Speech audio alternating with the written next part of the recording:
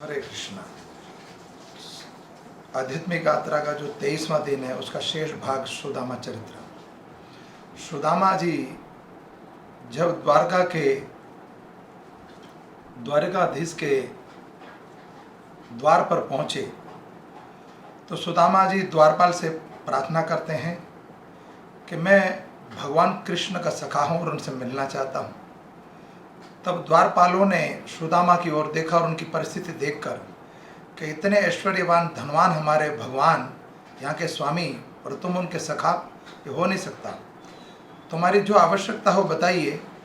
रुक्मिणी माता लक्ष्मी ने हमें आज्ञा दी है कि जो कोई याचक आए उनकी इच्छा अनुसार जो कुछ ये उनको आप दान में दीजिए।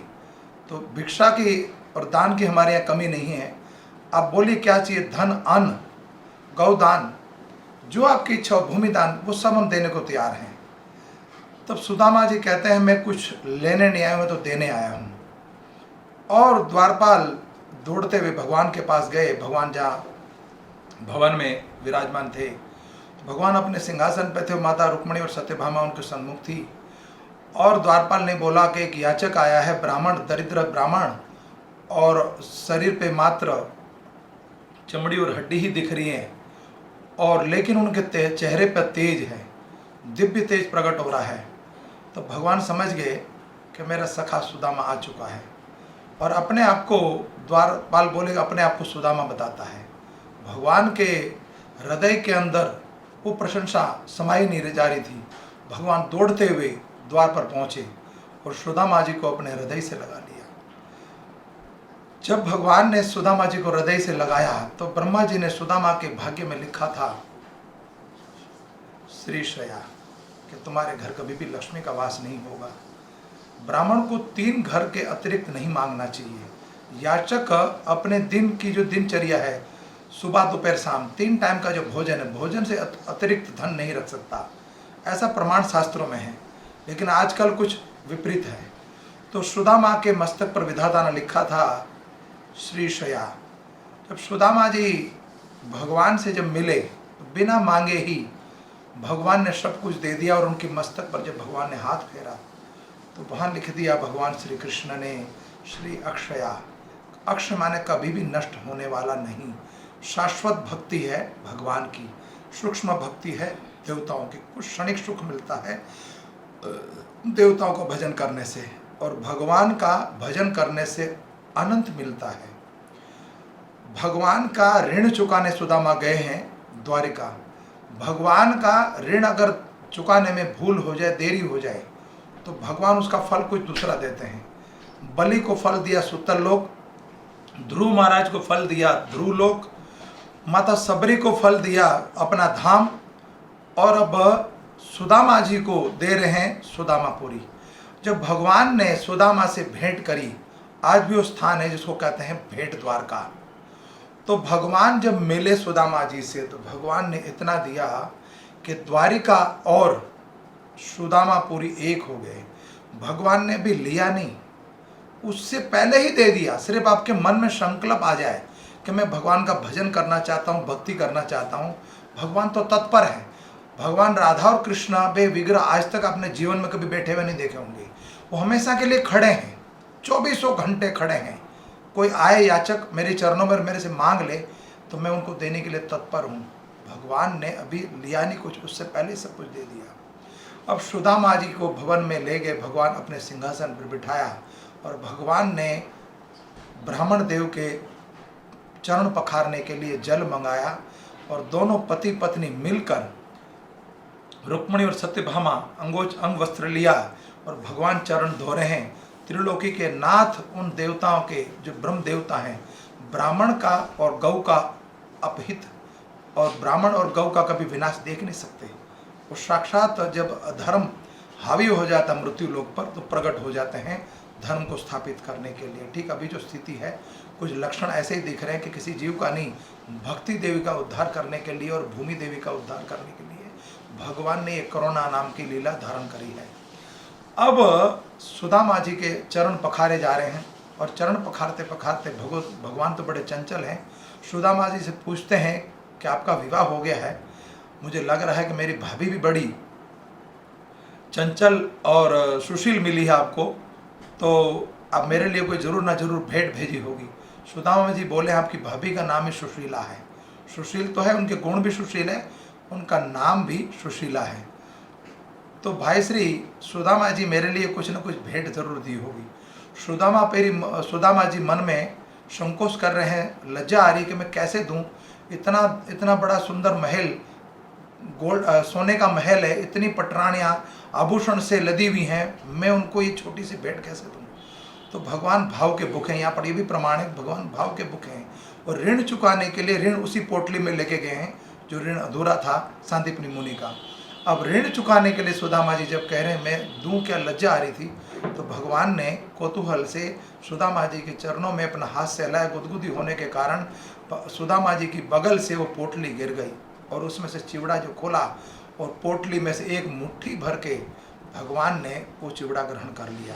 भगवान कहते हैं ये माता यशोदा ने या विदुरानी ने और माता सबरी ने जो फल खिलाया, वो स्वाद दोबारा आज मुझे मिला है। 16,108 पत्नी मिलकर भी भगवान का वो प्रेम नहीं जीत पाई जो ब्रज की गोपियों ने जीता था, राधा रानी ने हृदय को जीता था। भगवान श्री कृष्ण राधा रानी का हृदय है, हृदय राधा रानी भगवान श्री कृष्ण का हृदय हर लेते हैं। माता सीता भगवान राम का हृदय हर लेती हैं। इसलिए हरे का मतलब राधा रानी और हरे का मतलब माता सीता। हरे कृष्णा कृष्णा कृष्णा हरे हरे, हरे राम राम राम हरे हरे। इस मंत्र में प्रार्थना छुपी हुई है।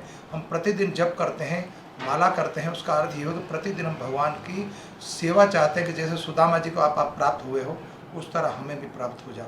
अब भगवान ने चिवड़ा खाने के बाद जब दूसरी मुट्ठी चिवड़ा उठाया, उसी समय रुक्मणी जी और सत्यभामा ने हाथ पकड़ लिया, अगर दूसरी मुट्ठी आपने चिवड़ा खा लिया तो अभी तो आपने अपना द्वारिका दिया है, दूसरी मुट्ठी खाओगे अगर ये भक्त सुदामा जी का चिवड़ा, तो आपको बैंकुट भी देना पड़ जाएगा।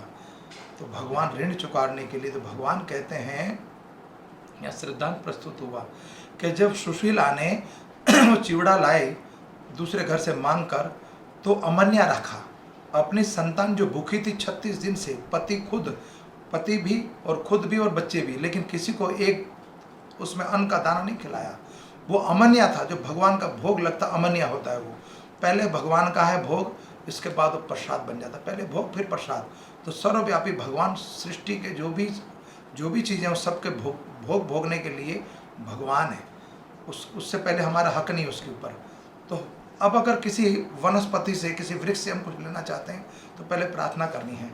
अब सुदामा जी को भगवान ने चरण पखारने के बाद जो चिवड़ा खाया, उसके बाद भगवान ने अपना पीताम्बर दिया, आभूषण दिए, और भगवान ने खूब सेवा करी, और सुदामा जी की थकावट उतर गई जब, तो सुदामा जी को कहते हैं कुछ दिन भ्रमण कीजिए और मेरी पत्नी को आशीर्वाद दीजिए। 16,108 पत्नी हैं। अब सुदामा जी कहते हैं मगर इनको आशीर्वाद देने में लग गया तो मैं तो घर से बेघर हो जाऊँगा। आपकी तो प्रभु 16,108 हैं और इतनी संतान है, वहाँ तो 3 बच्चे और 1 पत्नी में मुझसे वो नहीं संभलती। अगर मैं द्वारिका में और रुक गया तो मेरा तो हो जाएगा काम पूरा, मैं तो घर से बेघर हो जाऊंगा। तो वैसे भी ब्राह्मण को 3 दिन से ज़्यादा, ये 3 घर से ज़्यादा नहीं मांगना चाहिए, या 3 दिन से ज़्यादा कहीं, अतिथि को 3 दिन से ज़्यादा कहीं नहीं रुकना चाहिए, शास्त्र का प्रमाण है। अब जब सुदामा जी जाने के लिए तैयार हो गए तो भगवान कहते हैं, भगवान सोचते हैं अगर इतना आभूषण और पीताम्बर धारण किया हुआ अगर ये जाएंगे बाहर, द्वारिका को बाहर जब जाएंगे तो रास्ते में जो लुटेरे हैं इनको लूट लेंगे। एक कौतूहल था उसमें और एक लीला भी थी। तो भगवान ने दोबारा अपने वस्त्र और आभूषण मांग लिए और सुदामा जी को बोला आप अपनी जो लंगोटी थी वो लंगोटी पहन कर जाइए, मेरे वस्त्र मुझे दे दीजिए। भगवान ने जब ये सारा कुछ मांग लिया तो सुदामा जी बोलते हैं कितना कंजूस है, इतना कुछ धनवान होने के बाद भी, सोने का महल है, सोने की द्वारिका पूरी, फिर भी देने में इतना कंजूस, पता नहीं कैसी मनोगति है इनकी। लेकिन सुदामा को क्या मालूम था कि वो देने से पहले ही, मांगने से पहले ही देने वाला है। ये सर्वव्यापी है।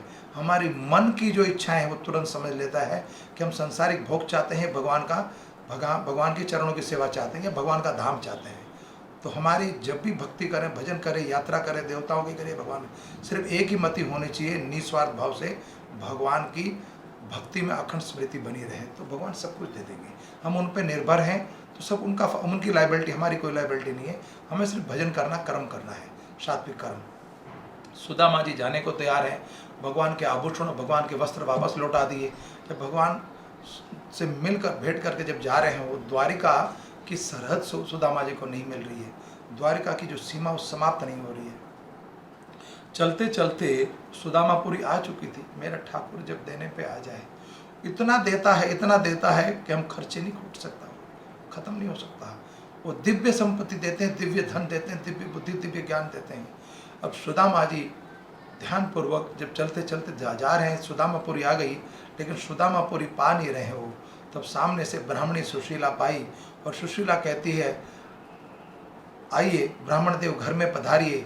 तो सुशीला की ओर देखकर ब्राह्मण देव सुदामा जी पछताए कि इतना धन, इतना ऐश्वर्य कहाँ से आया तेरे पास।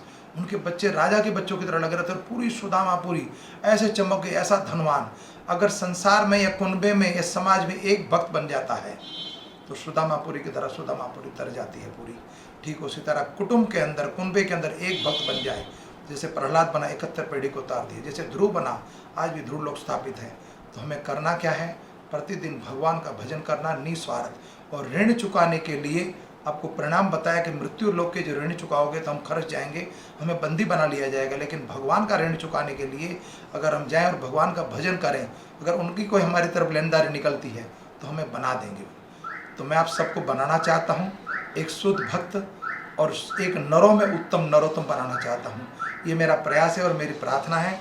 घर में रहिए, सुरक्षित रहिए, समय का सदुपयोग कीजिए। शेष फिर कल। और आज के एपिसोड के 2 भाग बन गए हैं, इसलिए क्षमा चाहता हूँ, कथा थोड़ी लंबी थी। और इस वीडियो को लाइक कीजिए और बेल आइकन को दबाइए ताकि प्रचार ज़्यादा बढ़े। हरे कृष्णा। जगत गुरु श्रील प्रभुपाद की जय।